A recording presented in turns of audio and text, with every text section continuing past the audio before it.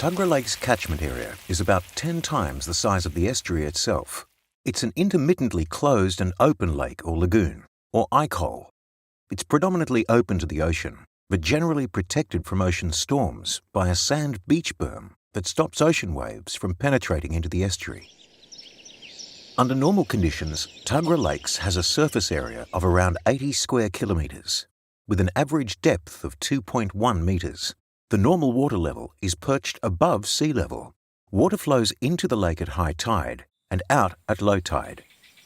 The volume of water flowing in and out each day is so small compared to the large volume of the lakes that the normal tidal range within the lake is typically about 1 centimetre, and the lake isn't considered to be tidal.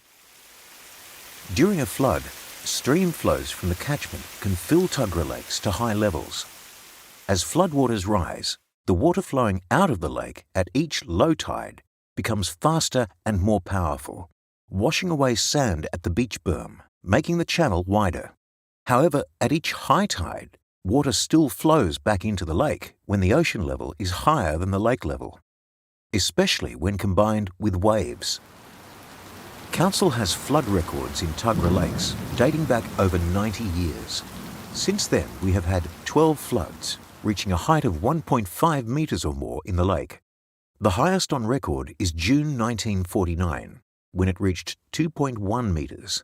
The recent February 2020 flood reached a height of 1.67 metres, and it's the 6th highest on record.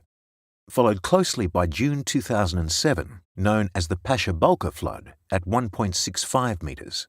Prior to the February 2020 flood, the entrance channel was open.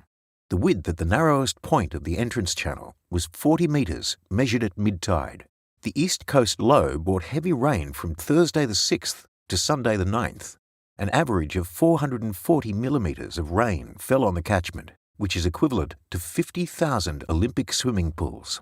This rainwater made its way into the lake and produced a flood from Saturday to Thursday, peaking on Monday the 10th at 1.67 metres.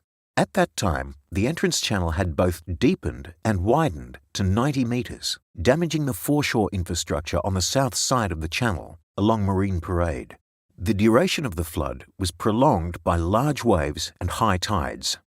The flood coincided with very large ocean storm waves, from Friday to Tuesday, penetrating the channel and running over the sand spit, even at low tide. The peak wave size was measured off the coast on Sunday at 14 metres from peak to trough, which is the height of a 5-storey building. The flood also coincided with spring tides associated with a full moon. The Bureau of Meteorology issued a severe weather warning for the highest tide of the year at the flood peak on Tuesday morning, February 11. An attempt to dig a second channel on Sunday 9th of February 2020 was unsuccessful, because high seas and large wave run-up wouldn't allow the still rising floodwaters to run out. Council closely monitored the prevailing conditions, and at low tide on Tuesday afternoon, when ocean conditions had started to ease, machinery was deployed and the channel was successfully realigned to the north, relieving the erosion impacts along the southern foreshore. In flood-prone areas around Tuggerah Lakes, Council has for decades been ensuring the minimum habitable floor levels for all new development are at 2.7 metres above sea level. This is set 0.5 metres above the 1 in 100-year flood level, which is over 1 metre higher than the February 2020 peak flood level. Council strategies to manage flood risk in Tuggerah Lakes are set out in the Tuggerah Lakes Floodplain Risk Management Plan, which is available on Council's website.